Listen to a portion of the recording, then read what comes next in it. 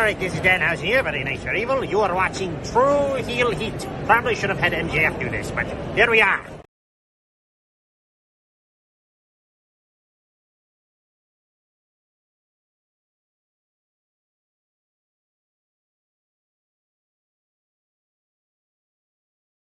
Welcome to True Heel Heat, the place where we use insider terms because we think we know what the fuck we're talking about, even though we don't. My name's Maxwell Jacob Friedman, and I'm better than you, and you know it.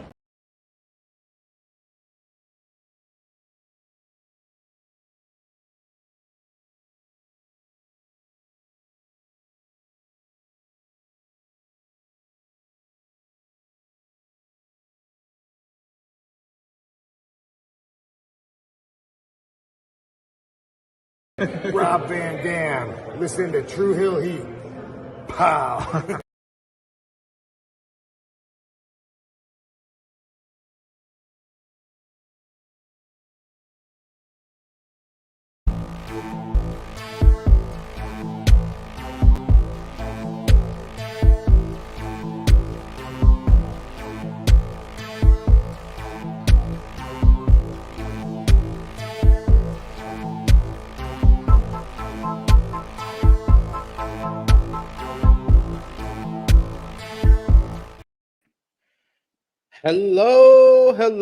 Hello. It is me, your True Hill Phenom, SP3. We are live on the True Hill Heat YouTube, Facebook, and Twitter for another edition. It is Collision Discourse number 21, reviewing the January 20th, 2024 edition of AEW Collision. And of course, I am joined by my esteemed colleague, my co-host here.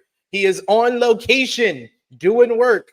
He is the smart guy himself, the sober guy himself, JJ. How are you doing? I have so many nicknames at this point. I'm just going to be just JJ. However, we're 21 now. We're legal to drink here at Collision Discourse. There you go. I hate the picture, obviously. You already know how I feel about that. We will definitely get into that. But it's a beautiful Monday. I'm feeling good, Woke up, said my prayers, getting my life right, feel good. It's a beautiful Monday. And it's nice. And the sun is shining. You doing prayers now? Yeah, I always Dude, pray, man. I mean, dude, we're not gonna do, one. Dude hit me with the God bless the other day. I didn't know you turned your life over to the Lord. I've always been a you know how people get when what's the two things people hate: religion and politics.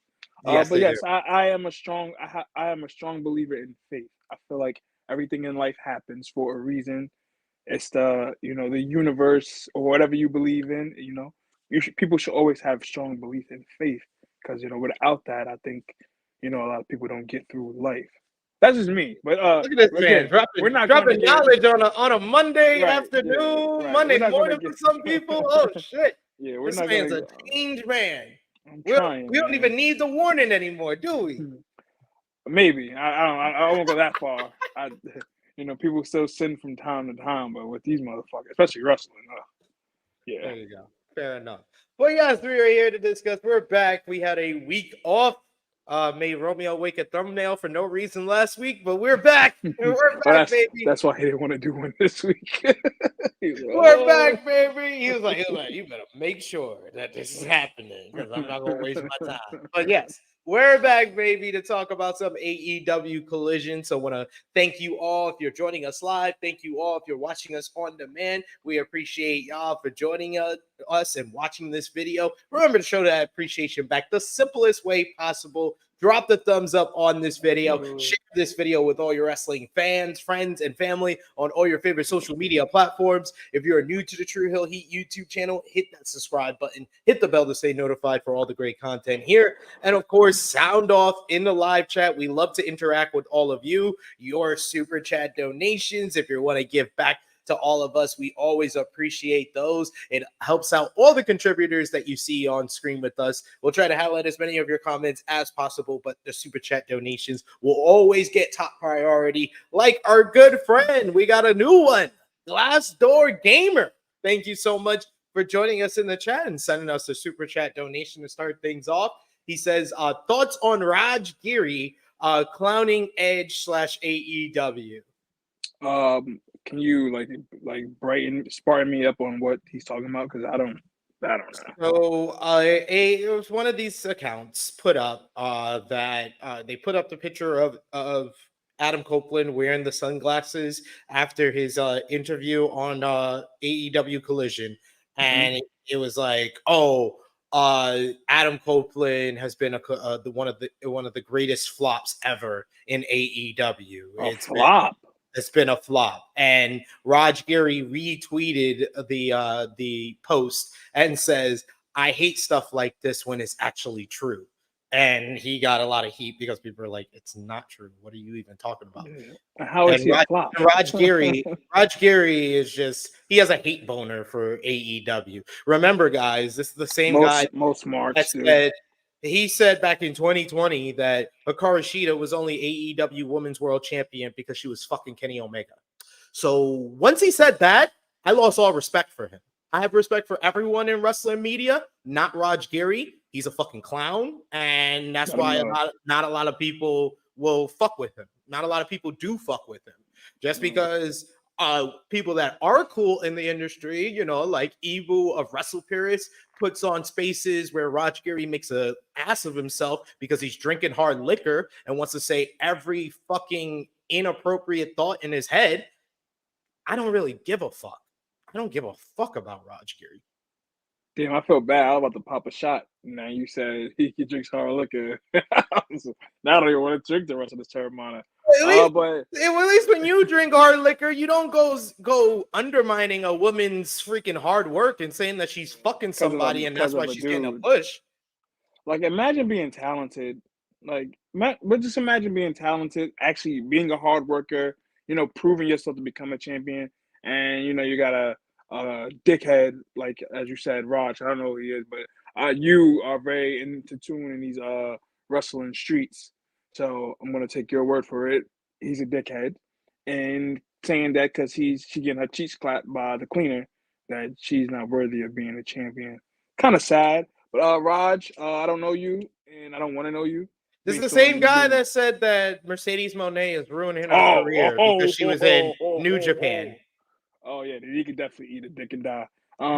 He was like, "Oh my god, I feel so bad for her." They did the video. He retweeted. It was last year. He retweeted a video of her entrance at Resurgence. He was like, "Oh my god, I feel so bad for her. She should be in front of the big crowds at WrestleMania, not this." So you're feeling bad for somebody who made a choice, not being forced to do something. You're feeling bad for somebody who made a choice to want to do something different. I need people to understand, and this is the last thing I'm gonna say about it, so we can do this review. Everybody, when it comes to wrestling, everybody does not need to be in WWE to be a star. Everybody does not need to be in WWE to have a moment. Everybody does not need to be in WWE so it can feed you fucking weird wrestling. I don't even call you wrestling fans because you're not wrestling fans. All y'all do is like WWE. That's not the only thing of wrestling. That's sports entertainment. Me and Sid, we talk about wrestling. Of course, we grew up on WWE. That's a given. But that's not the only thing in this wrestling community. And I wish you fucking basement dwellers, you little I'm not going to say the word, you little slow motherfuckers, realize that. WWE is not the only wrestling in the fucking town. It's not the only thing. And the sooner you fucking dumb casuals realize that, the better. People going to do other things are choices. You mean that you don't think Sasha Banks, Mercedes can go back to WWE if she felt like it right now? You don't think that? These are choices. They want to do better. They want to follow their dreams. They want to go on and do things they in their heart. Like because like a person like Mercedes, Shida, they're real fans of the sport, not just WWE. That's why Mercedes goes to Japan and train with the wrestlers during her off time and all of that stuff. There's a choices she's making. So, because you want to feed your fucking ego and you want to be like, oh, no, she should be in WWE because that's all I watch because I'm a fucking dumbass. That's your problem. Yeah. And shout out to Caden, who tried to kind of try to respond to Raj. And that's what made me kind of see the post and respond to Raj myself.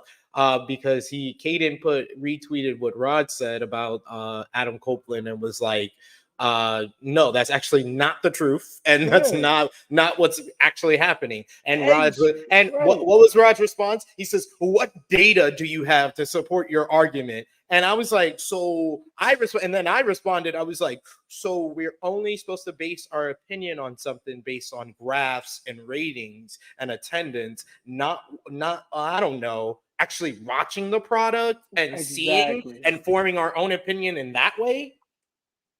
You don't think a guy like fucking Adam Copeland, who's well known in WWE, since clearly that's all you dumbasses watch, you don't think he could have just re-signed, did his little dates, had a match at WrestleMania and SummerSlam and all the big 4 pay-per-views and called it a day? You don't think that was on the table? You don't think that was an option for him? No. He wanted to go out, help wrestling, not WWE. Help wrestling. Help the young stars with this coke shit. He's out here putting on fire matches with Lee Moriarty, Dante Martin, Griff. These are guys who need that. He's helping them out. You don't think this is a choice? Are you stupid? Tony Khan's like, hey, you better go out there and have that match with them. Are you guys dumb? It is annoying. It is, and I see what you're talking about, because I do see. Amanada got sold on Twitter before we got up here.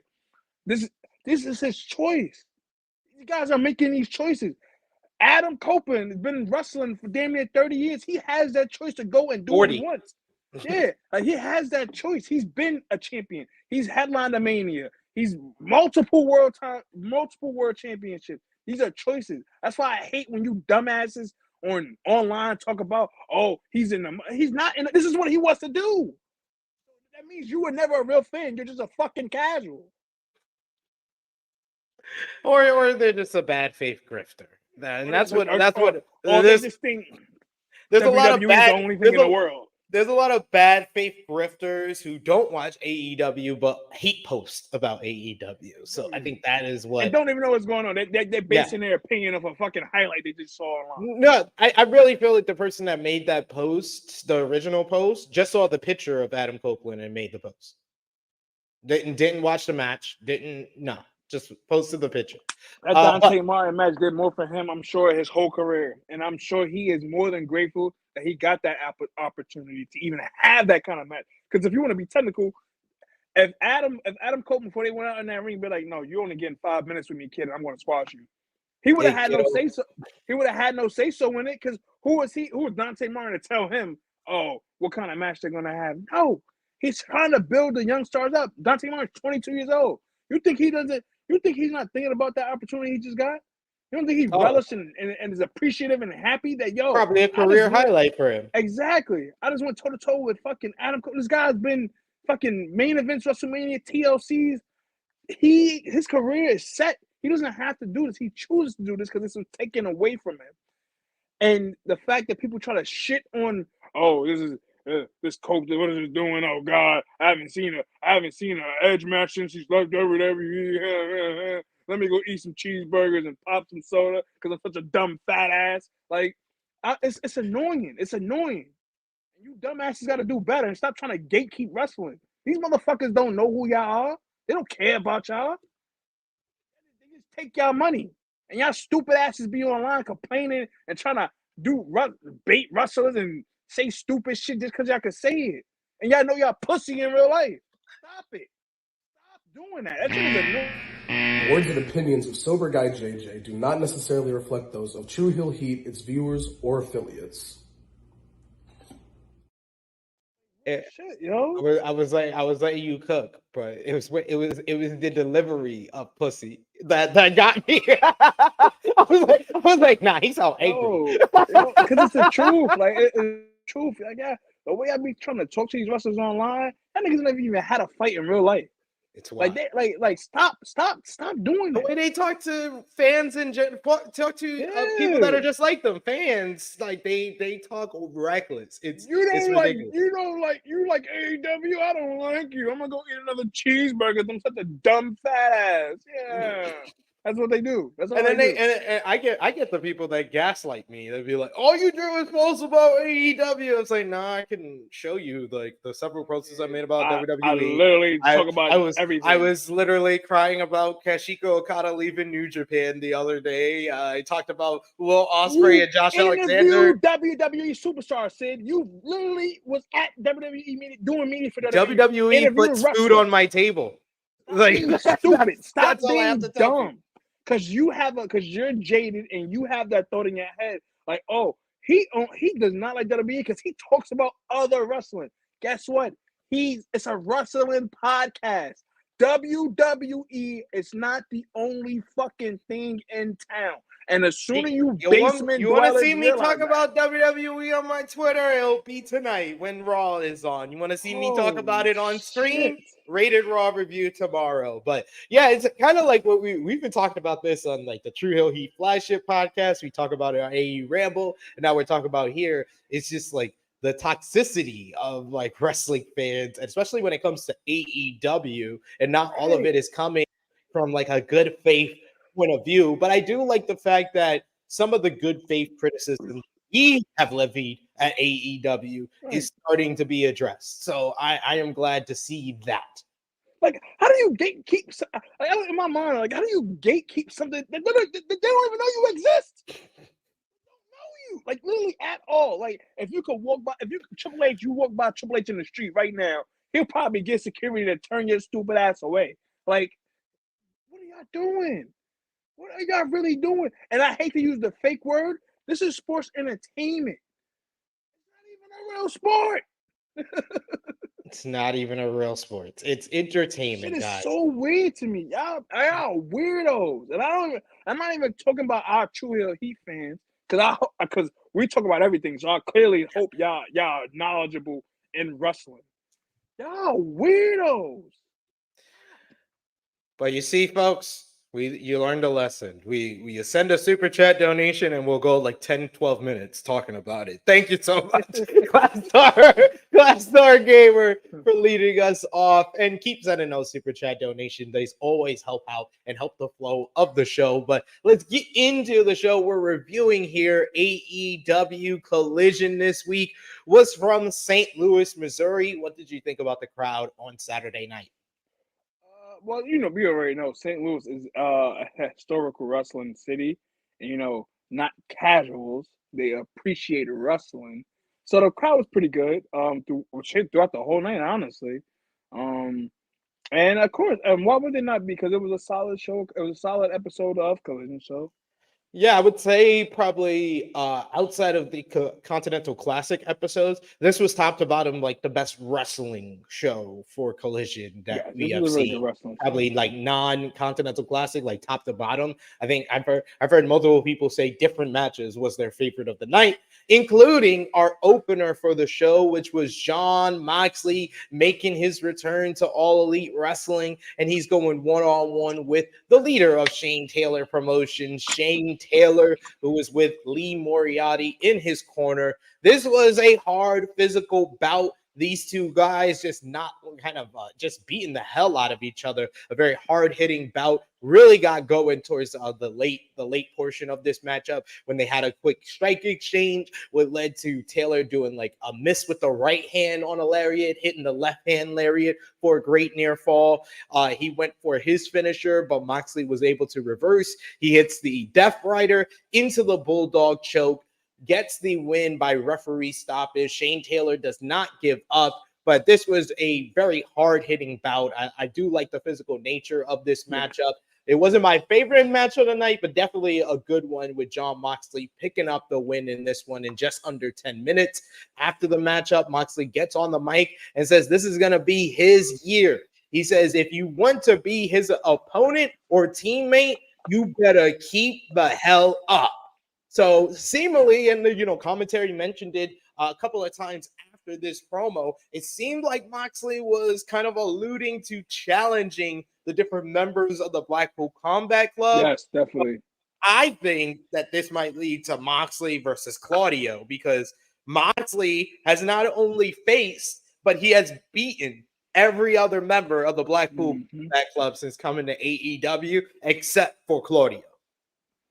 Like you said, I feel like I don't see it being tension in the Blackpool Combat Club, but I feel like they, like you said, I feel like he will face Claudio. And one thing I hate, as I was watching this match and when he cut that promo, I get it, guys. I hate when it turns another year and the wrestlers be like, "Oh, it's my year this year." Oh, shut up! All right, we get it. I'm tired of that. I'm tired of that cheesy ass promo. It's a trope. Yeah, it's a trope. Yeah, I'm tired of that cheesy ass promo. Oh, this is the year. All right, we get it. It's a new year. It's a new blah blah blah. New year, new you. Yeah, all right. But save that bullshit. I see that shit on Twitter and Instagram and Facebook every year. That's basically what the wrestlers do. However, I would love to see a Claudio and Moxley match. And this did good for Shane Taylor because he didn't tap out. No, He didn't get pinned. And I could be wrong. I could be wrong because Tony Khan, I don't know what the fuck you be doing sometimes. It looks like they're trying to like build up the Shane Taylor promotions in AEW, especially with him having Lee Moriarty and even the match he had with Keith Lee and shit. So I don't know if they're gonna build towards it. Even the promo, did you see it? I saw the promo he cut on social media talking about how Jericho didn't pick Lee Moriarty. Blackpool Combat Club did. He vowed to earn respect for the Shane Taylor promotions, and I like that. And this was his AEW Collision debut. We need to see him more often, but I feel like Shane Taylor is the type of guy. He has a great voice to him. He's a great promo. He's a very underrated, in fact, I think, as a promo because he's believable. He comes off very passionate about everything he says. You believe everything he says. So I want to see more of Shane Taylor getting promo opportunities on Collision or AEW TV. 100%, and not just a fucking social media post. And that's what. And even with that, like I don't know if they have big plans for him moving forward. But the fact that Moxley, who was basically one of AEW's biggest stars, the fact that he couldn't pin him or make him tap out, I would hope this is leading to something bigger. Because the match was good. Yeah. So it wasn't like, it was a bunch of bullshit and Moxley basically squashed him. Like, Moxley didn't make him pin or submit. Like, he had to choke him out. And even in the promo, like you just brought up, Shane brought that up in the promo. Like, yo, I don't care about that, blah blah blah. Like I didn't get tapped or submitted out. I'm just here to make a statement. Like, and I hope, and honestly, I hope. Like Collision is one of those places. I feel like Collision is one of those shows. I feel like he can prove himself. And Shane is nice. Like he's a big dude, but he can go in the fucking ring.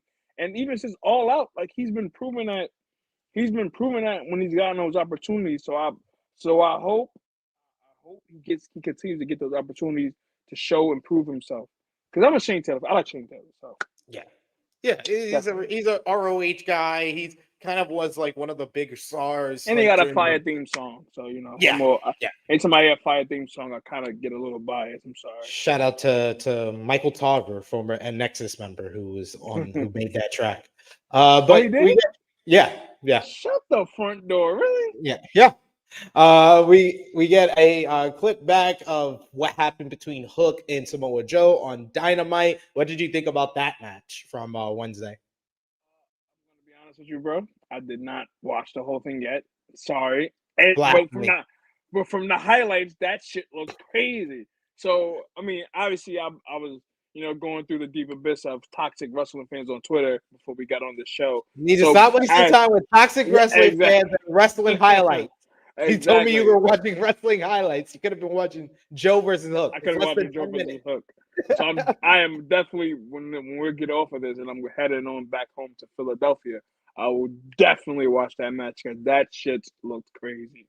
So, next up, we had the Adam Copeland Open Challenge, the Cope Open, as he comes out to the ring. And this week, I thought we got the best person to answer the call, Top Flight's own Dante Martin. And this was a very kind of simple, but very engrossing kind of story to tell with Dante Martin using his speed, his athleticism, and really his youth to keep Adam Copeland on the back foot. Copeland would use his kind of veteran wall at different point, which gained him the advantage. Like when Dante Martin tried for a springboard and Copeland cut off his arm, pushed his arm off the rope, so he wasn't able to complete the springboard. And then he landed at one point on the turnbuckle, which gave him some sort of vertical throughout this matchup that he sold really well. If he didn't have vertical, he sold it very well, like he did. And he hits a big sunset flip powerbomb at one point for a great near fall. Dante Martin just kept hitting those springboards. Like Copeland was able to reverse it one time, but he hit like 2 or 3 throughout the matchup. He hit the nosedive for a very close near fall where Copeland had to put his foot on the rope. Then he goes for another springboard, but Copeland is ready. He catches him in midair with the spear. This was a very well-timed spear. Probably my favorite spear so far in his AEW run. But yeah, this one was a really strong matchup between these two.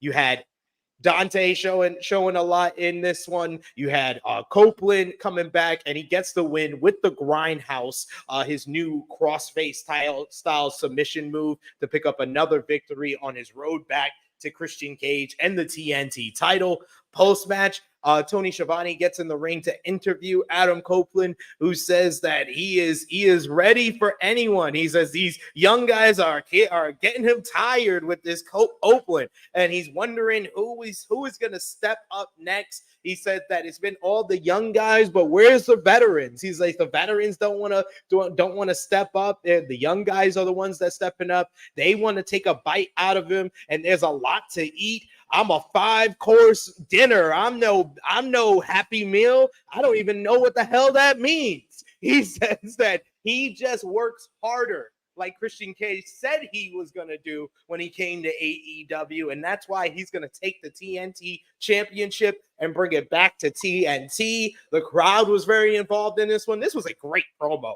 by Copeland. It felt like it was kind of improv, like off the cuff from him. But I like the kind of fired up babyface promo, telling the people that these matches, even though you're saying, oh, it's Copeland versus some guy that's not going to beat him, it's all a part of the story with Copeland working his way back to Christian Cage.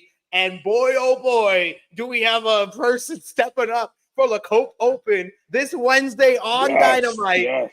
I did not like how it was announced during the main event. I did not either. I literally had to watch the main event twice because they announced 2 big things. This was one of them.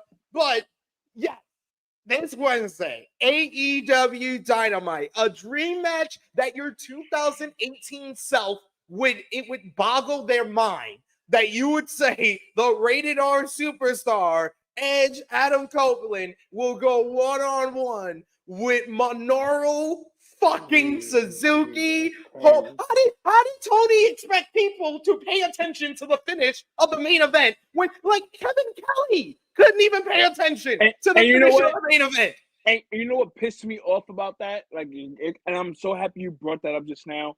Why the fuck did you just not have Minoru Suzuki even have a promo video as he was talking to bring? Something. I don't know. Minoru Suzuki is the type that we have seen with AEW. All you have to do is Minoru Suzuki versus something. Right. But it gets people hyped up. You don't need the video package. I just don't like that he's announcing it during the main event. It distracted from the main event. I know some people complained about it. I've never had an issue with Excalibur, Kevin Kelly, or Tony Schiavone doing the rundown before the main event. It seemed like people complained about that, and now Tony is doing the rundowns during the main event. Right, but it could have been better only because when Adam cut that promo, he brought up only the young guys are stepping up. So when he said that, even after the promo ended and his music cut, and he's taking the pictures with the glasses, oh no, next week it's not a young guy. Minoru Suzuki's facing Adam Copeland. Or they could not even during like that part, because I feel like that's too fast. That's like, oh, Minoru Suzuki. It could have been at the commercial. Yeah, that's what I'm saying. Yeah, I would have done. Yeah, I agree with you. After the commercial, when they come back, like, oh, breaking news from Tony Schiavone. We've just been informed that the next person to answer the open challenge is not a young guy. It is Minoru. Yeah, because that like That's my only nitpick with this announcement. I love this announcement. This is a match I never thought I would see. I'm looking forward to it. It made Wednesday. Like, I wouldn't be surprised if Wednesday was close to the number that they got this week, or even maybe higher with this matchup, especially if it gets known by a lot of wrestling fans. But this matchup, I have no issue with it. It's just when it was announced, I have an issue. Yeah, like you don't, and especially with the main event trying to tell. We're gonna get into that, but especially with the main event trying to tell a story, I hated that they implemented that. Like they could have definitely, like as soon as Adam cut that promo, brought up only the young guys are stepping up. After that, it could have cut his promo, did what he did, the whole sunglass shit, went about it, come back for a commercial break.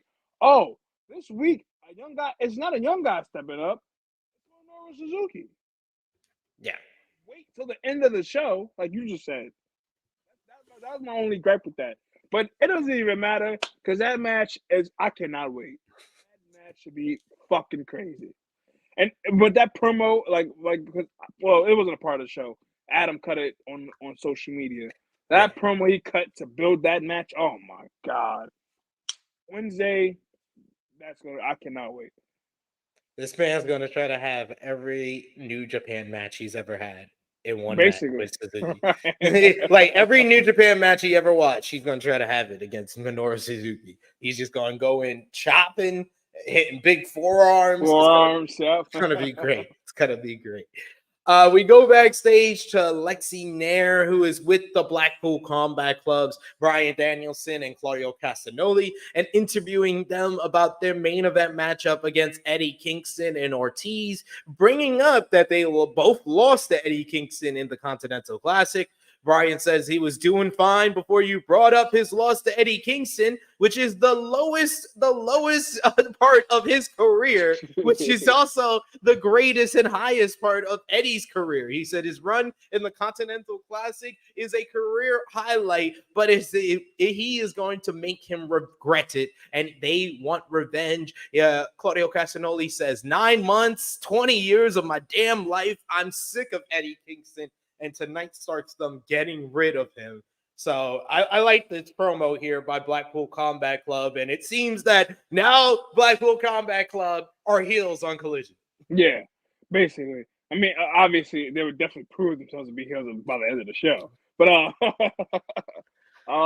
it's interesting that Moxley wasn't positioned at that early in the shows, which goes to what we were talking about and what we would see in the main event. That also another option for them would be if they don't want to do straight up Eddie versus Bryan or Eddie versus Claudio or a Moxley versus Claudio, you do Bryan and Claudio versus Eddie. But I think honestly, because like what you just said, I think that's what they're building to.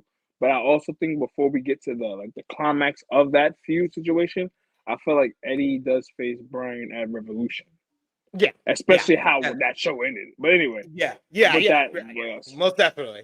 But man, they have been cooking as far as like setting up the Revolution card since January. Since the beginning of January, like they've been very focused on building and making it clear what matches we're going to get. We pretty much already know.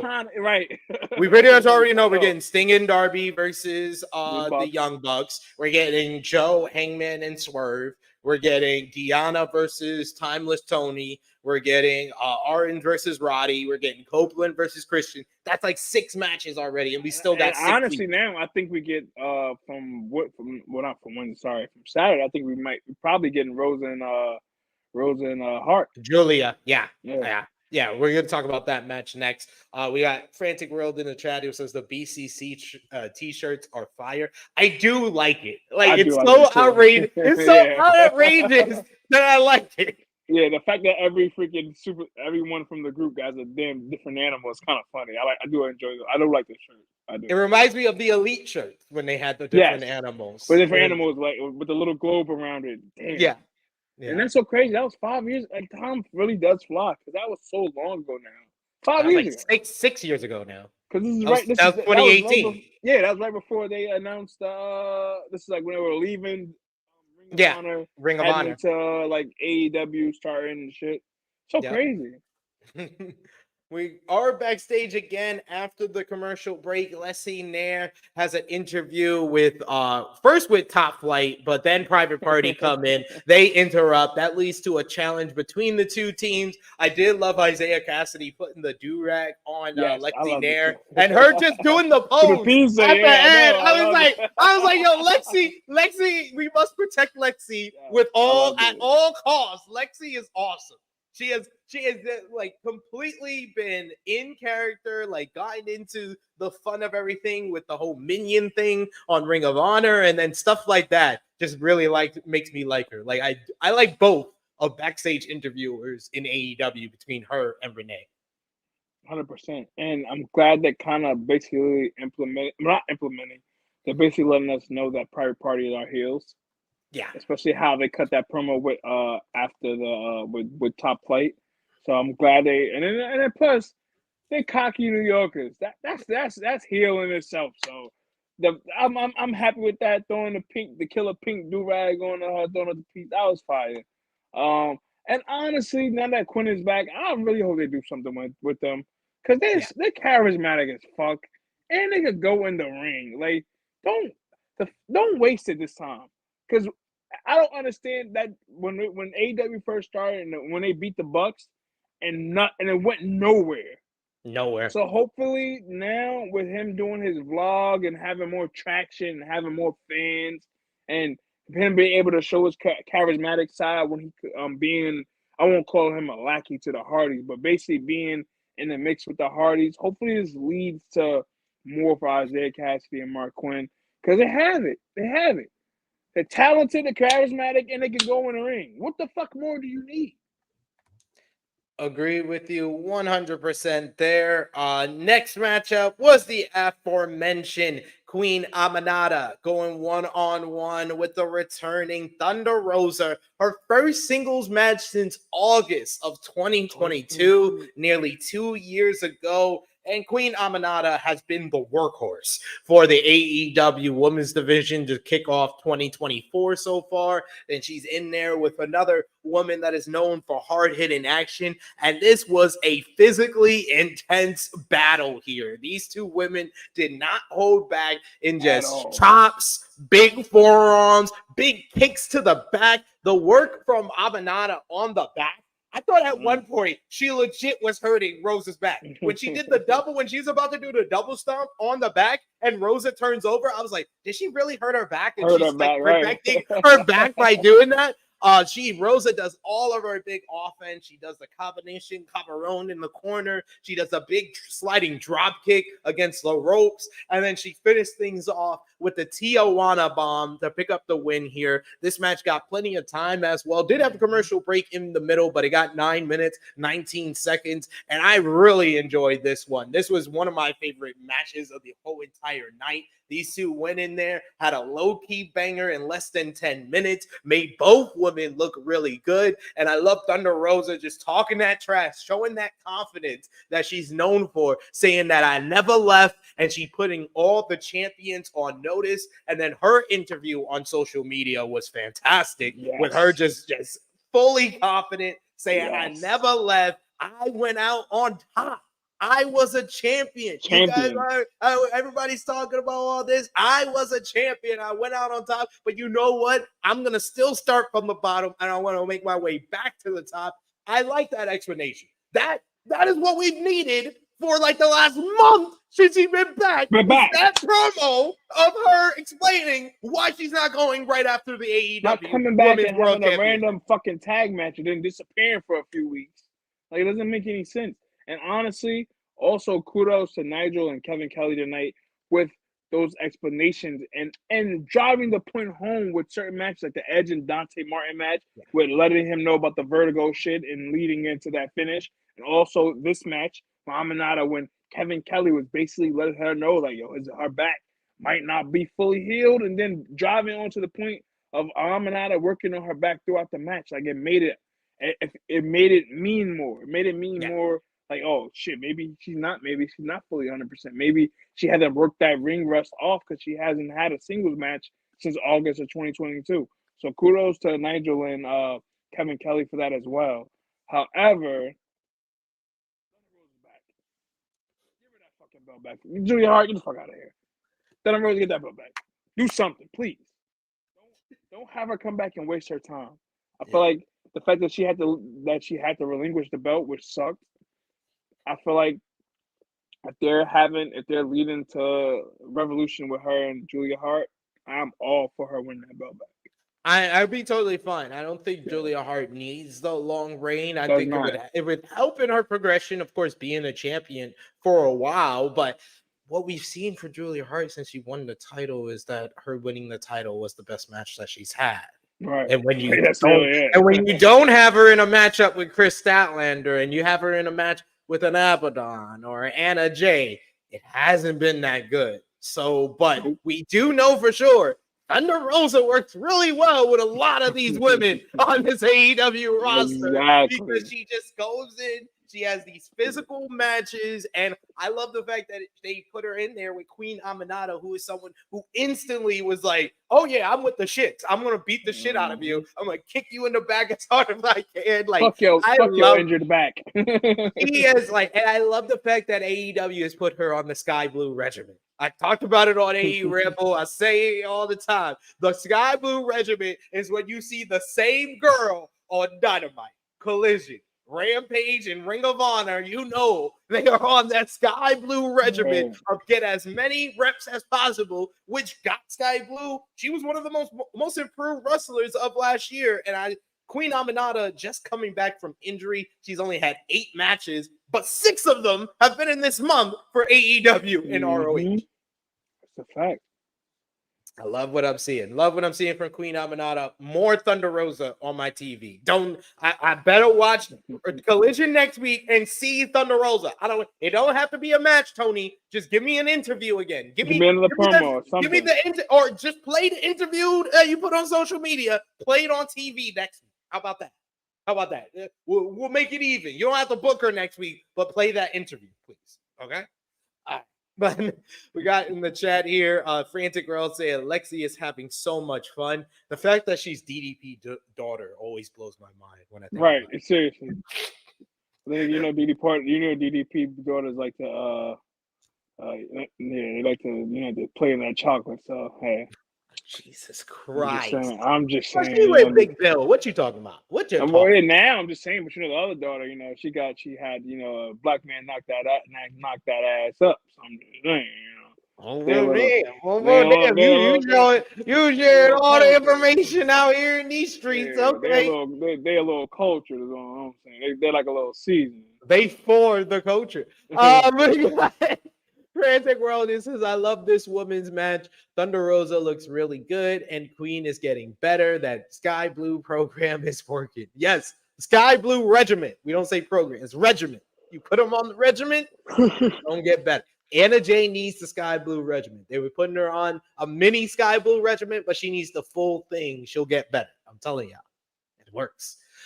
We do have a super chat donation, which we appreciate the super chat donation. You're making us jump ahead and talk about something big that, once again, they announced during the fucking main event. Like, how am I supposed to pay attention to this matchup when you announce that? But Glassdoor Gamer with another super chat donation. Thank you so much, good brother. We appreciate the support. He says, how do you think the ranking will do this time? I am hoping that Tony Khan is watching True Hill Heat, and I'll help him. I'm gonna help him. I think he has been watching, because I did mention this very recently that they should bring back the rankings because of how effective the sports-based presentation was with the Continental Classic. I think the only way you can match that on a yearly basis is with that ranking when you're focusing on the wins and losses. But there's a couple of things Tony has to do. Don't be afraid to put a top star against a top star and have them lose. That is one thing you can't do. Another benefit to the rankings this time is that he doesn't have AEW Dark and Elevation to rely on to pad records. So we don't have that to worry about. I think he should make it a top 10 instead of a top 5, especially because I don't think you should have multiple rankings for all these titles. It should be one ranking for the men's singles division, one ranking for the men's tag team division, one ranking for the women's division. And whoever's in the top 10 can get a shot at the TNT, AEW International Championship, and of course, if you're number one in the ranking, the AEW World Championship. Tag team division, you can get a shot at the Ring of Honor tag team titles, the AEW tag team titles. If you're in the top 10 of the tag teams and you have a third person, you can get a shot at the trios championship. I think if he works it like that, not afraid to put people in the rankings in matches together, and when they lose, that person is out of the rankings as well, because there has to be consequences for both the wins and the losses. If someone wins, they climb up the ranking. Someone lose, they get out of the ranking. We should also know who's in play. Like, they should do something every week on their YouTube channel, since they don't have Dark and Elevation, of the rankings launch. And they can tell us who's in the top 10 and then who's in the hunt to be in the top 10. So then you can book matches with people in the top 10 versus people in the hunt, and then people in the hunt win, they get in the top 10. It creates a year-long story. I think the rankings, if he takes a couple of these tips, a couple of these advice, learns from your lessons from the past rankings, what didn't work before, I think it will work much better this time. And honestly, it's so crazy because when AEW first started, the rankings was what kind of separated them, made them different. So, like, and you kind of brought up, I saw on Twitter, you brought up a point which made a lot of fucking sense. They were trying so hard to be an entertainment type program the last few weeks that they forgot what made us fans really love the product. So, like you said, on Wednesday, hopefully that is the start of them getting back to what they're known for and not trying to. I mean, of course, any company wants to get a broader audience and appeal to casuals like who just turn channels, like, oh, okay, but you gotta also cater to your fans who've been riding with you from the beginning. Because the fact that y'all went away from the rankings is fucking ridiculous to begin with. And it's so funny because I forgot all about the rankings until they brought it up this past week. So hopefully it takes it more serious. And yes, that top 10 should make more sense. It will make more sense for them to do a top 10 only because you have so much talent on the roster. So much talent on the roster. People who should be showcased is not even getting showcased. So it might not lead. It doesn't have to necessarily lead them to a championship match. But like, if you got people who are like top 10 contenders, let them build to a feud. Let them get more TV time. Shit, let them go for the fucking the second fiddle championship, a mid card belt. If they can't get to that top ranking to go for the world title, you know. Yeah, no, I definitely feel you on a lot of that, because there's stuff that they can do to make it work a lot better than they did the first time. The first time was botched. And do you know who was responsible for Tony Khan taking the rankings away? Oh God, I hear this. Do you know who? To give one guess. One guess. I want to say Jericho, but I don't know why. It's someone along those lines. It's someone along those lines. CM Punk. Yeah. Look in my eyes. What do you see? A guy who left AEW. Back in W. Look in my eyes. What do you see? A guy who's back WWE. We got Brady who says point system like the C2 or straight up wins and losses. I don't think they should do like a point system. I think they should save the point system wins and losses. For the Make C2. it simple.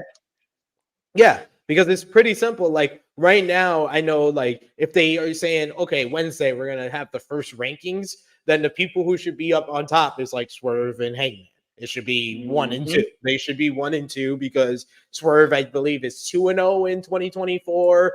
Of course, he has his past and his resume from 2023 as well. But I do also like that they kept certain things intact that make it easier for them to in kind of bring the rankings back right now, is because they always kind of wash the record at the beginning of the year. They kept that. They kept that part of the ranking system that they had before. So the fact that you could say Swerve is 2-0 in 2024, Hangman is 3-0 in 2024, and that's how we kind of will have the first rankings with those two guys on top. That makes sense. We got here in the chat RPGs they saying Punk really was a Fed plant the whole time. Yo, for real Listen, though. I wouldn't be. I mean, but people. I mean, granted, everybody's happy for Punk to be back in WWE. Of course, you casuals. But without AEW, Punk is not back in WWE. So you guys, you love to dick ride and shit on AEW. You should thank AEW. CM Punk does not go to AEW. Punk is not back in WWE. This is true. So Points were made. Casuals, you basement dwellers, you should be on your knees right now, praising and thanking Tony Khan. Well, speaking of the aforementioned guys that we brought up before of Swerve Strickland and Hangman Adam Page, they will be in action on Dynamite this week in some pretty big matches. You got Hangman Adam Page. He's going to go one-on-one with Penta El Zero Miedo. I cannot wait for that matchup. And you also got Jeff Hardy getting his Dynamite spot that he was begging for, as he'll go one-on-one with Swerve Strickland this Wednesday on Dynamite. But really, Jeff Hardy, a clue, the reason why you're getting this spot is because you had a great match with Darby Allin. Maybe you should just have great matches, and then you'll get Dynamite. I don't know. Maybe not complain on social media and just have great matches. And you, of all people, should not be complaining on social media, Jeff, because you've been popping way before there was even a thing called social media. So I didn't like that. I wasn't feeling that. I wasn't feeling that at all. Jeff, come on, man. You're better than that. You've been at the height of your career way before there was even a thing called social media. So for you to do that, maybe you was a little intoxicated, inebriated. I don't know how your life is going these days. I wish you the best, but I wasn't feeling that. Especially the older wrestlers, doing that. Like I don't respect like guys who are seasoned vets who've been in the business to get online and complain. I think that's some bitch. I think that's weird to me. Like y'all been doing this for so long. Y'all know how that business goes. Like the last thing y'all should be doing is getting online and complaining. It's wild. It's weird. It's just weird. It's not what you're supposed to be doing. Not what you were taught anyway. But we hear from Eddie Kingston and Ortiz before tonight's main event against the Blackpool Combat Club. Ortiz says he's ready. He says that him and Eddie had their differences, but they settled things and they got back together because that's what real friends do. That felt like a shot at Santana. Definitely a shot at Santana. He says that he has Eddie's back tonight against Claudio and Bryan, and Eddie just wants nothing to do with this interview. He says, Saturday night, Rocket Man, all that stuff. I'm just ready to fight. And Ortiz says he does his best talking in the ring. I like the shot at Santana. Ortiz is petty. I love it. Very much New Yorker shit. That is some New Yorker shit. New Yorker petty shit. Next up, Bullet Club Gold come out to their brand new music and their brand new Ring of Honor World 6-man tag team title. They're here in Carlton. Imitates doing the Rock's catchphrase. I was like, what? What is going on? What are we doing? Jay White pointed that out immediately. Jay White talks about being glad to be back on Saturday. He says they are the Collision Cowboys, but there is something missing, though. Austin Gunn gets out of the ring. He goes to ringside because they have Rock Hard, Juice Board, as he joins them here for this interview as they talk about winning gold for the first time. And they said that they won't stop here. And if you're not down with that, they have 2 words for you: guns up. But this brings out the Acclaimed and Daddy Ass as they come down to the ring. No rap this time for some reason. Billy is on the mic and he says again, he's talking about how they can form a super group. Max Caster said the people want to see these guys getting some gold. They said that then Anthony Bowen says that people want to see Billy Gunn win a championship, a singles championship. People want to see, hey, the fans cheered. They want to see him and Max Caster and the Guns to win some tag team championships. And of course, these people want to see you, Switchblade Jay White, win the AEW World Heavyweight Championship, which got the biggest pop out of all of this. This leads to the Guns actually kind of accepting, and they're in with this, but Switchblade stops them. They talk it over for a bit, and then they scissor as the Bang Bang Scissor Gang, a big chant of Bang Bang Scissor Gang by the crowd in St. Louis. Huge pop for them scissoring and putting the Guns up at the same time. The Bang Bang Scissor Gang is born, and they will be in action on Wednesday on Dynamite as the Acclaim and Daddy Ass will defend the AEW World Trios Championships against former Ring of Honor World Six-Man Tag Team Champions Brian Cage and the Gates of Agony Mogul Embassy. Sober Guy JJ, you messaged me immediately, even before you were even watching the show, when you found out this segment happened. So let the people know how you feel. You might need a disclaimer. I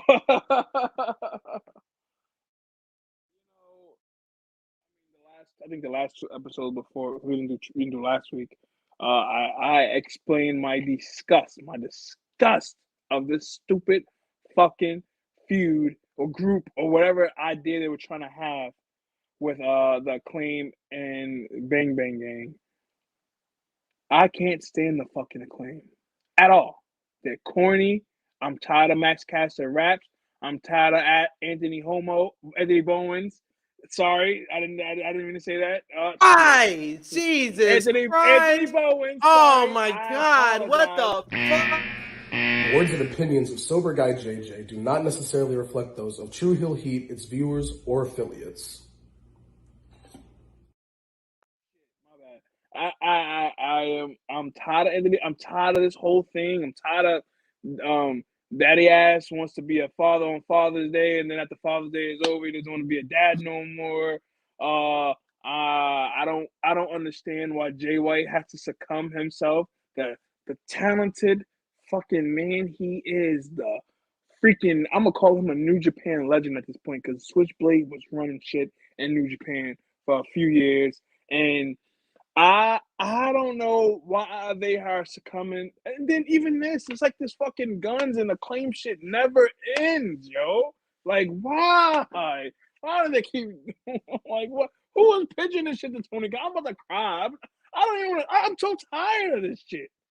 I don't want to see this at all. Why is Jay White joining up with these freaking Fruit Loops? Why is he doing this? I don't give a fuck about this at all. This is stupid. This is so fucking dumb. Jay White is a leader. Why is he joining up with these fucking jabronis? Why? Why is this happening? Why is this on my TV? Why do I have to deal with this Saturday and Wednesday now? Why? And the fact that they're both trio champions doesn't make any fucking sense for them to even join up. This is dumb.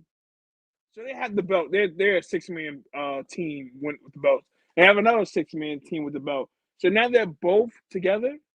Yep. It doesn't make fucking sense. Stupid. And I hope. Listen, I hope this is like a ploy to eventually turn on them, or be like, haha, we got you guys. Because this is something I would think the Bang Bang Gang would do. That's something that Jay White has done on multiple occasions. Right, exactly. He did that with Chaos. He did that with the Bullet Club. He's done this time and time again. So like my immediate thought was, okay, this is not what I wanted. I don't like this at all. But I did watch Jay White's kind of mannerisms and his response to all of this, where it was presented to us, this whole segment, like the Guns were down for this off the rip, and Jay needed some talking to before he accepted this. And he kind of begrudgingly kind of accepted this at the same time. So I am hoping that maybe this all leads to both of these teams going back to the whole point of this, which is them getting revenge on the Undisputed Kingdom, because they completely forgot about that shit. That's like that's the crazy part, because the only reason I wanted to freaking get together is to take them down, and then they stopped talking about it. All they kept bringing up, we should just join forces. We should just be. We can win cool. titles. Like what? What? That's not. That was not the reason that was even brought to. The only reason Yeah. Gold wanted all the titles, because that's what the Undisputed Kingdom said. Huh?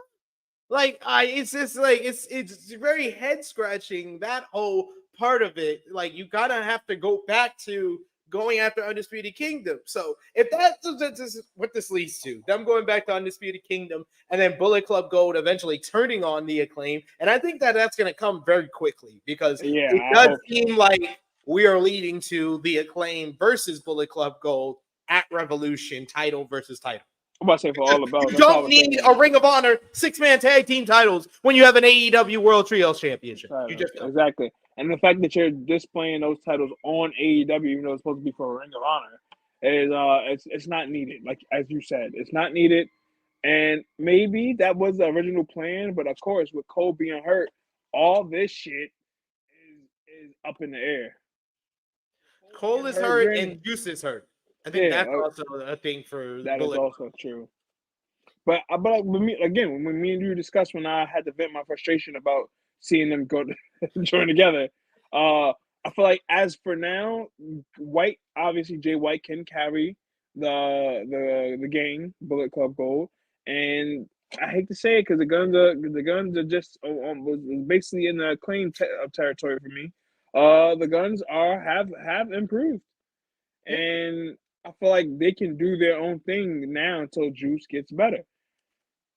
And this back and forth shit with the Acclaim and the guns, where 1 minute Daddy Ass wants to be a father, next minute wants to be a deadbeat, and he's back to being he's like fucking Will Smith's dad in Fresh Prince. It's like he doesn't know what he does not know like what he want to do, and then he goes and disappears again. Like I'm tired of this. I don't want to see this.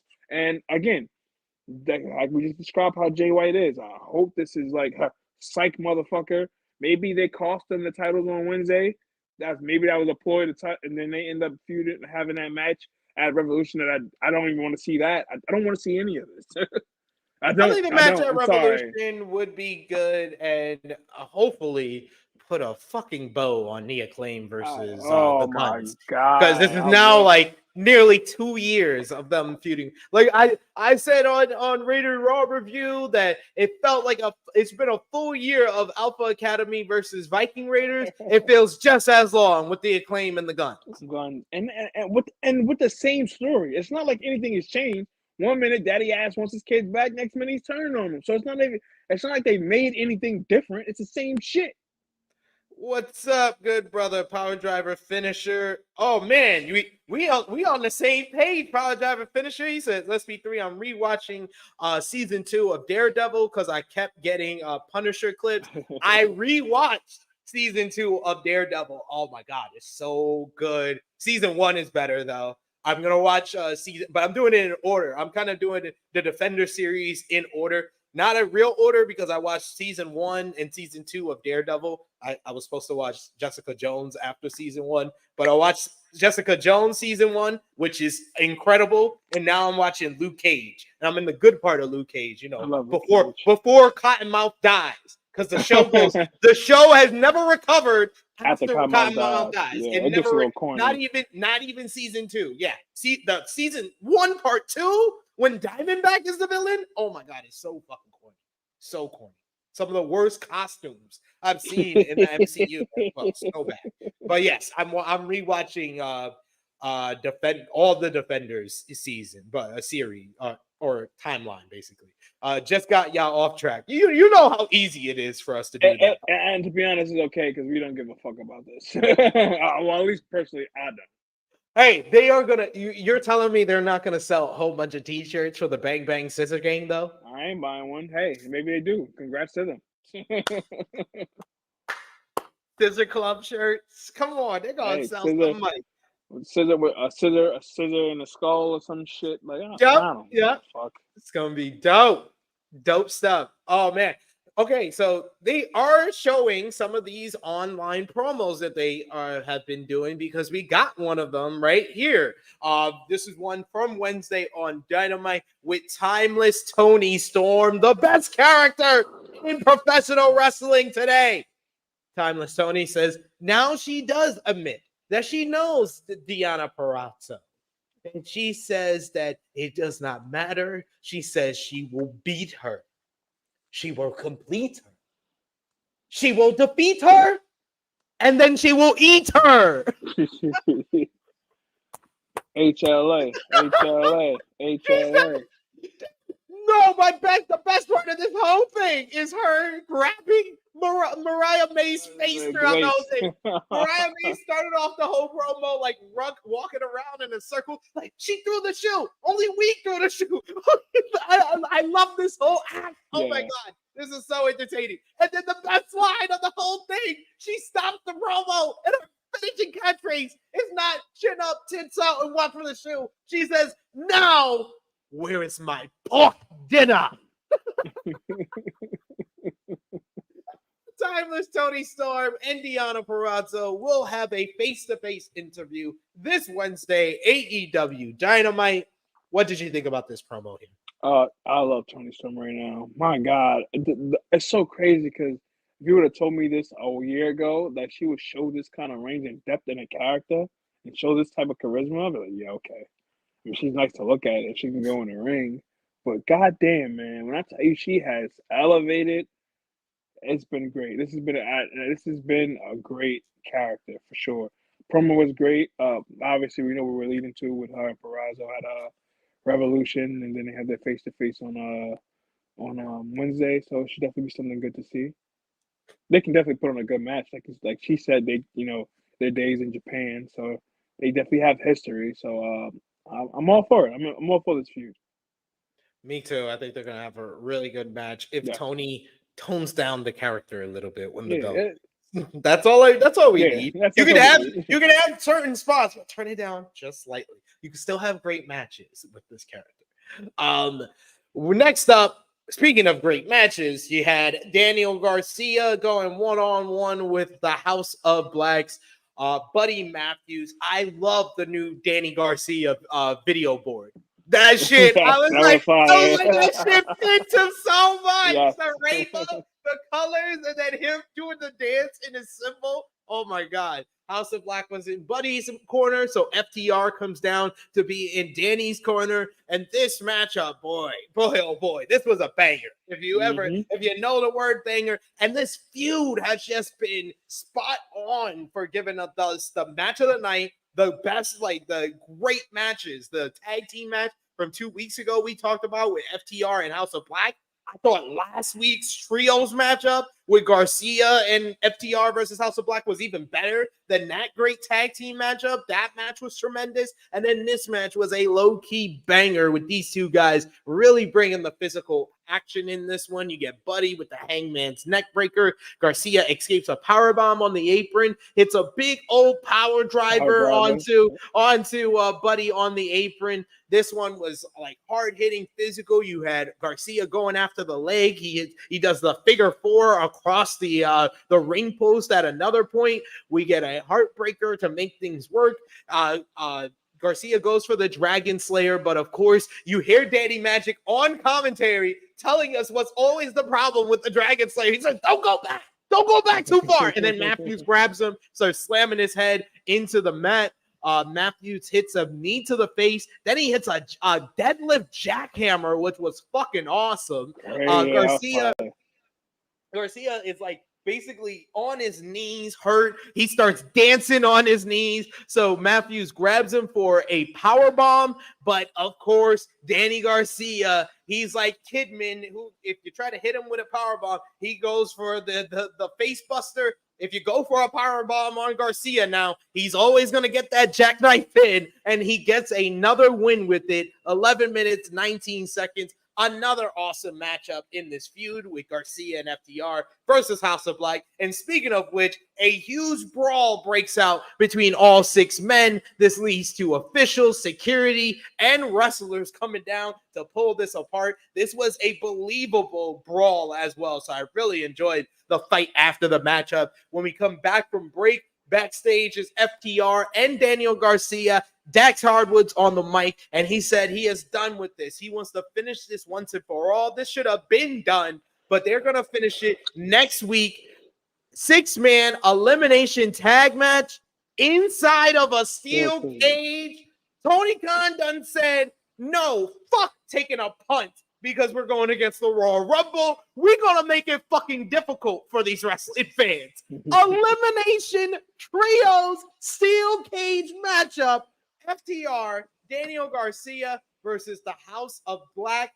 This should be spectacular. It should be violent. It should be bloody. I can't wait for this. This is the one match that automatically I'm saying, yeah, I'm probably going to have 2 screens open on time. Unfortunately, I'll be in my seat at the stadium at Tropicana Field, but I will definitely be watching this when I get back to my B&B. This is, I mean, I get it, competition, but goddamn, this pisses me off sometimes about wrestling that they do stuff like this. I am all for that match. I see a lot of trolls in the comments calling it an elimination chamber. It's a difference between the chamber and a cage, you dumbasses, but okay. It's gonna be funny. But that match should be dope. That match should be dope. And again, hopefully this ends that. Hopefully one of these teams get to the tag titles, because the fact that neither of these teams have tag titles, and the fact that this feud, as me and SP3 have discussed on this channel already, was not for the tag titles, it's crazy. I agree with you. I mean, I'm totally fine because we did got the hint on Wednesday that Sting and Darby are going to get the tag team titles, and that makes a lot of sense as well. But we wouldn't have to do that because, you know, if FTR would have just done their fucking job and just listened to Tony Khan and dropped the titles to the Young Bucks, could have been Young Bucks versus Sting and Darby, and Sting and Darby could have won the tag team titles on the fucking way out. It's fucking frustrating. Speaking of Sting and Darby, they were announced they will be live in Savannah, Georgia. Before we will hear from them, possibly about their attempt to get the AEW World Tag Team titles from Ricky Starks and Big Bill. So we'll find out that on Dynamite. But man, I'm really looking forward to this elimination trios matchup. Yes, like whether it was like the promos to build up the tag team matchup that we saw 2 weeks ago, or, you know, the matches that we've seen in the feud the last 3 weeks, this feud has really kind of elevated everyone involved. It showed that FTR doesn't need the tag team titles to be involved in a compelling feud. House of Black also showed they don't need the trios titles to be considered a main event or upper card act. And then Danny Garcia has probably been the biggest winner out of this whole feud. Yes, and the fact that it's so crazy for him to be intertwined in this, like, almost like basically out of nowhere, it's kind of cool. And honestly, it does a lot for him because, you know, granted, he has the character now with the dance and shit, and he's kind of been, like, I guess, at odds with Mike. The fact that now that he really has something to do and helping out FTR, I'm all for it. Hopefully, it leads some more for him because Daniel Garcia is fucking nice, and he has a character now, and he has charisma, and it's like I thought about it when we were doing this. You know what I think? What's next for Danny Garcia? What? He gets the spot at Revolution against Will Ospreay. Where Ospreay's supposed to have a match at Revolution. Right? Yeah, he said that's what he said when he signed. He said that he's going to be back for the road to Revolution. So his first pay-per-view matchup is going to be at Revolution. Oh, damn! I forgot. Shit. I didn't even because his dates is up after the cage match. Yeah, February 11th. Ironically enough, his date is up after another multi-man cage match. Leading into this match happening next week. That's kind of funny. I'll be all for it though. Don't put that type of toxicity. Oh, hell in the no! Absolutely, yeah, that's not happening. We've been there. We've been there. Stop. We've done that. Yeah. Don't do that. He's like, gotta piss off gotta piss us off somehow. Yes, I know. That's what I'm scared of. But next up, we had a Ring of Honor throwback matchup here. Just a sober guy, as it was Roderick Strong coming out with the Undisputed Kingdom as he went against his former Generation Next member, Matt Sydal. He was the old young boy in the Generation Next. I like that Nigel was always given the spot to kind of talk about Ring of Honor stuff. Strong pulls out a quick broken surfboard to start. They grapple for a bit against the ropes. Sydal sends him outside for a crash. That takes us to commercial break.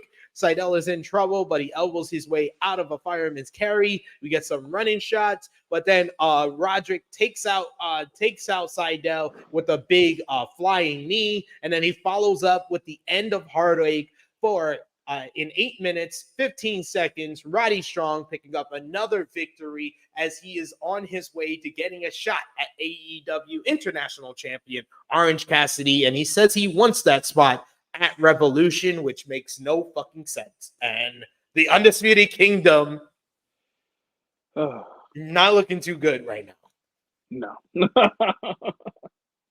I can't, like I said it on Wednesday after Dynamite. I was like, they've had like misstep after misstep. It seems like every week. Like the first week, it was Cole didn't need to say that whole line about Wardlow. Then week 2, they should have been in the crowd watching Orange and Joe on that episode of Dynamite instead of Roddy being in a random ass matchup and then Cole cutting the same promo he did the week before. They just look ominously in the crowd and watch everything. And then this week, I mean, they had Roddy come out and after the Orange matchup and challenge him for the title. These guys need to win this fucking title. They said that's their whole goal. Instead, he says, I'm going to make you wait 6 weeks. No, that doesn't work. You're the challenger. You're not the champion. You don't fucking dictate that. Like, what are we doing? Like, the fuck? What are you? No, we're wasting time. It should be Roddy beats Orange on an episode of Dynamite or Collision, and then Orange challenge Roddy at Revolution, because you need more gold to establish yourself. Like, just Especially having the Ring of Honor titles is not doing shit at all. I swear, man, Cole jumping off that Titan off the stage was the worst thing to happen to this, because they don't know what they're doing. They don't know what they're doing at all. Well, we're going to see the Undisputed Kingdom in action this Wednesday at Wardlow. We'll go one-on-one with Trent Beretta, which works twofold in trying to get Wardlow some wins. So he's up in the rankings for the AEW World Championship, as well as Trent Beretta represents Orange Cassidy. Wardlow represents Roddy. So continuing that build-up. I did like this inclusion on the show because I did understand that that's a matchup that kind of works twofold in building up the Roddy Orange matchup and Wardlow at the same time. Yep. Best friends and Kingdom, Undisputed Kingdom, intertwining, leading, like you said, leading to Revolution. Exactly.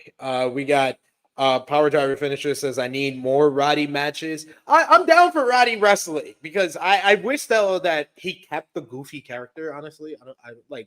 I keep the goofy character, but then whenever the bell rings, just turning on. I like that. Keep that. Like he was somebody's neck. Like, granted, y'all are part, y'all a whole group now, but you were doing that even before. I mean, maybe that was a ploy the whole time because obviously he was doing it in spite of Adam Cole. But it's like he could have kept that. Like, oh wait, my neck's still not healed. Blah blah blah. Like, you could have kept that.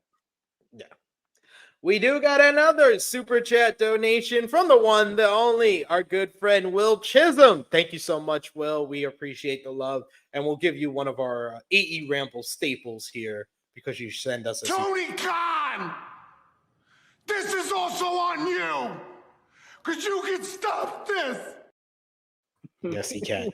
Will says, I'm cool with the ranking being back, but please no Dustin Rhodes. I have one lead and still no sell the moves matches. Yes. Oh, like, God. Oh my we God. talked about that too.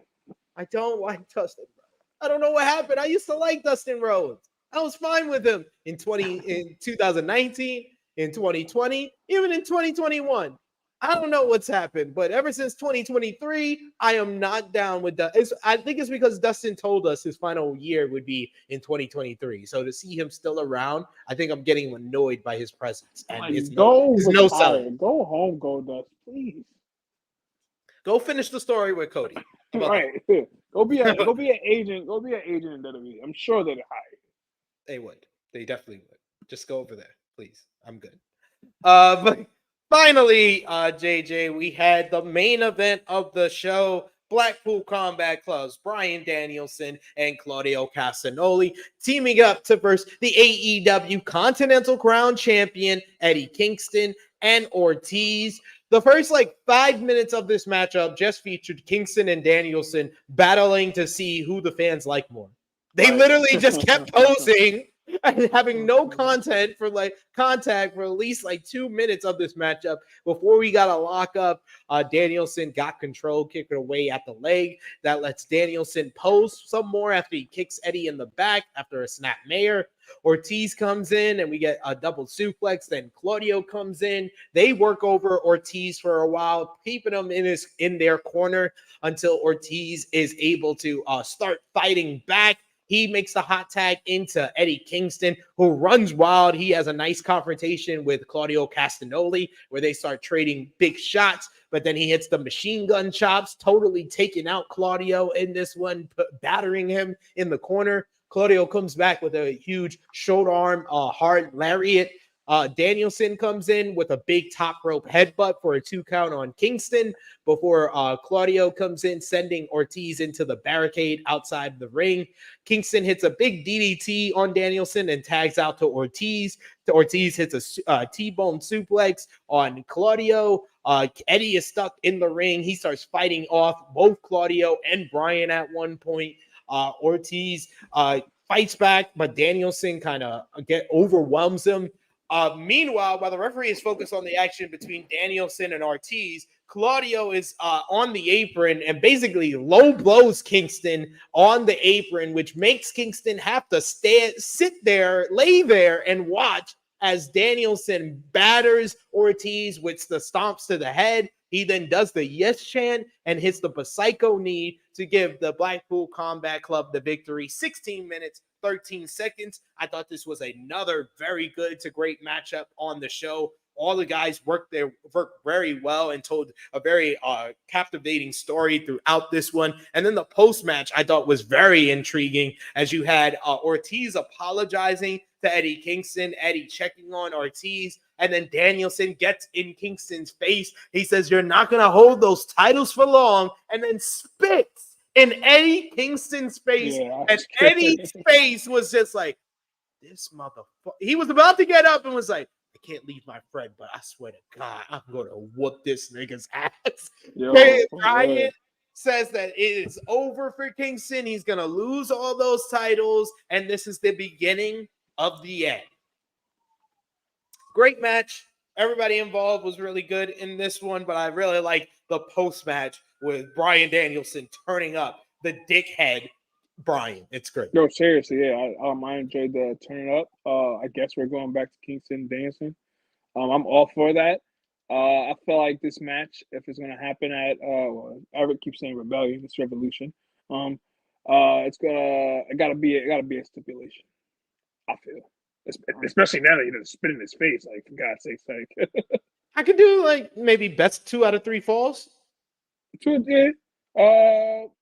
Maybe a brawl too. Because obviously with Kingston getting disrespected like that, I know he's gonna want to fuck him up. So they could do that. I mean, I don't want to see another Texas death match, for God's sakes. Keep that away for a while. But they could come up with something. Yes, we got Power Driver Finisher says, "I need Bryan to beat Eddie the Bum Kingston for those titles. No reasons why SNL's drunk uncle should be holding 3 titles or hold a win over Danielson." The disrespect of New York's own Eddie Kingston will not. Wow, that's crazy. I'm about to stomp you with here. I'm about to stomp you with my Timbs. Like, you bugging out right now. That's crazy. We got Frantic World who says, I need Eddie Kingston to do a backstage promo on Bryan Danielson, just like the one he did at Battle in the Valley. Now you got to keep that energy for Gabe Kidd. That's the energy Gabe Kidd deserves. He can't give Bryan that energy because Bryan will just come back and like meditate and talk shit about him. So it just make him look stupid. But yeah, I really like the fact that we're going to Danielson and Kingston. This will be their fourth meeting. And Bryan is 2-1. 2-1 against them, and they were 1-1 in the tournament, so it makes sense that he did get a shot afterwards because he's one of the only two guys who got a win over Kingston in the tournament. We got here Power Driver Finisher saying Danielson is the greatest active, current active wrestler. He's the greatest wrestler, period, in my opinion. Yeah, you're one of the greatest of all time. Greatest of all time. We do have a super chat donation from the one and only Will Chisholm. Thank you so much, Will. I will give you another one of our all-time favorites. I'm serious. I'm not going to sit back and take this fucking shit.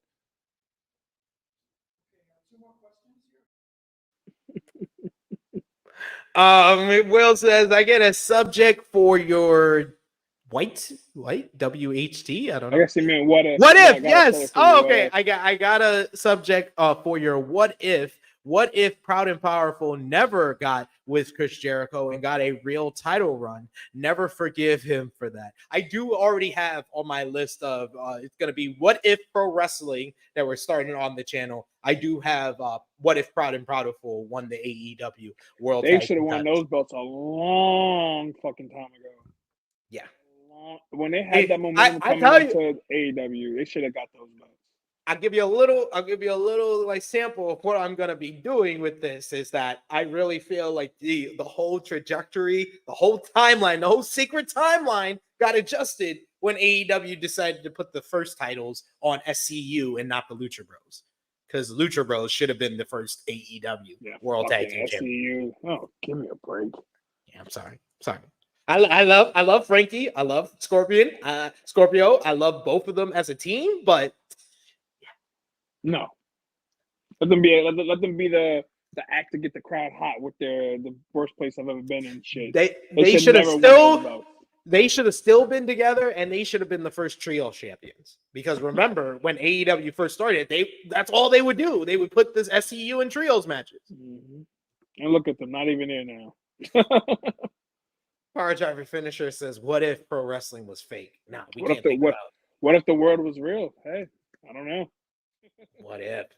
But yes, that brings us to a close on our review here. Sound off in the live chat. Final call for your super chat donations, as well as let us know your match of the night, MVP, LVP, what you give the show out of 10. And of course, thumbs up, thumbs down, thumbs in the middle for me and JJ for the January 20th, 2024 edition of AEW Collision. In 3, 2, 1. Thumbs up across the board from both of us. JJ, what did you give the show? I give it I enjoyed it. Yeah, I give it 8 out of 10. Give it 8 out of 10.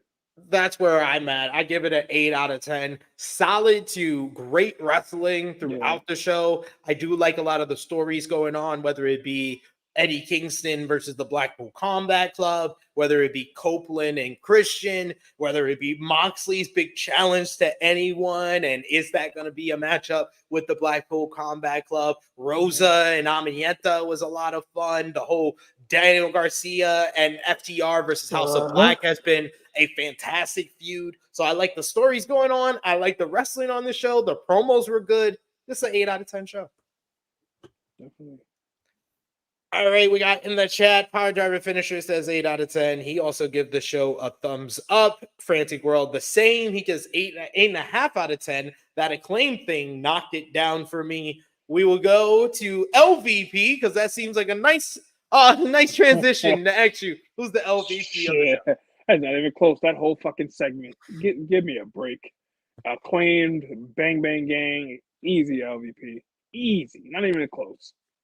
Hey, got over with the crowd, though. So I don't give a fuck about that St. Louis crowd. Give it LVP for the second time this week. I will give LVP to Matt Sydal. But he's a known loser. That's easy. That's like waking up. You gotta wake up and piss. Like that's a normal thing. Like, you know. Oh, who's your MVP for the show? MVP for the show. Damn. Sad. I was so focused on the losers that I didn't even think. I didn't even think about it. In my MVP, I'll go with the entire Blackpool Combat Club that was on the show. Bryan, Claudio, and Moxley. I was about to say like the main, definitely Claudio. I was gonna say Claudio and Bryan because Bryan spit in his motherfucker's face. He low blowed him, basically herbed the shit out of Ortiz. No, yeah, I'll give it. Honestly, I just give it to Bryan for real. Yes, honorable mention to Rosa and Amanada, though they yes, I was in that matchup. Yes, match of the night, I'm gonna go with Garcia versus Buddy. Absolutely, I'm agreeing with you. We got Eric Isaac who says MVPs: Moxley, Garcia, Matthews. Just name everybody. Oh, come on, man! Come on. It's a you MVP is one award, all right? Not consolation prizes after one person. All right, it's one. Yeah, you breaking off the MVP like it's a fucking chocolate token. Right. Like goddamn. Saying a graduate, this ain't a diploma. Multiple people getting this is MVP. One person. Frantic Rel says the women. So all the women, Lexi Nair, Amanada, Thunder, Rosa, the freaking who else was on the Mariah show? May, Dasha on the ring announcer. And he says Adam Copeland as well. Thank you so much, guys. You guys were awesome. Thank you for those super chat donations, especially to Will and Glassdoor Gamer, who was sending those super chats and making the conversation even funner on the show. But JJ, that brings us to a close on this edition here. Who let the people know where they can follow you on social media and what you got going on, sir. I'm here every either Sunday or Monday with my good brother SP3 for Collision Discourse. I will try to make more appearances on watch alongs. I work 2 jobs, so I'll be tired as fuck. Sorry. But you can follow me on Instagram, Hacksaw_J_Duggan, Twitter, SoberGuyJJ, Facebook, my name is my name. If you know my name, then go ahead, send an ad, and maybe I'll accept. The gang is always here, literally every day. We are Facebook, Instagram, YouTube, Twitter, Pornhub, Skonex, Black Planet, Christian Mingle, Farmers Only, whatever other website you guys like to get off on. We're probably there. True Hill Heat, beat your meat. Indeed, True Hill Heat, beat your meat. You can follow me on the Twitter machine at True Hill SP3. Follow the gang, Facebook, Twitter, Instagram, TikTok at True Hill Heat. Best place to support us when we're not here live on the YouTube channel, patreon.com/True Hill Heat. Gets you exclusive content, the True Hill Heat Prediction Championship. Plus, in this year, we're going to be giving some giveaways of our True Hill Heat merchandise, which you can get over at ProWrestlingTees.com or at ForYourWear.com. So go over and check out both of those sites and get your True Hill Heat merchandise, logos, servant facing heels, all that good stuff. And check out all the great content we got on the channel right now, like AE Ramble episode 129, Hook Hinders Joe with me and Jimmy Macaram. Check out the True Hill Heat Flagship podcast with me, True Jaw Josh, joined by Kenny McIntosh of Inside the Ropes and Scott E. Wrestling of Fightful, talking about Kashiko Okada leaving New Japan Pro Wrestling and where do we think he will go next, and Seth Rollins missing out on WrestleMania for a possible injury. We had Servant Facing Heels yesterday with Chrissy Love and Stephanie Hypes. Damn, Mercedes, good Lord. All the news, like Mercedes to AEW, Trinity to WWE, Deonna Purrazzo All Elite, and Becky and Rhea's great promo from Raw last week. Speaking of Raw, I will be back with you tomorrow, 2:05 p.m. Eastern Time. Me and Romeo reviewing tonight's Monday Night Raw with the big face-to-face showdown between CM Punk and Cody Rhodes. So hope you will be watching. I will be watching. Me and Sober Guy will try to watch Collision Discourse maybe Monday. You'll watch it by Monday. Yeah, because I'm literally I fly back from Tampa like that morning.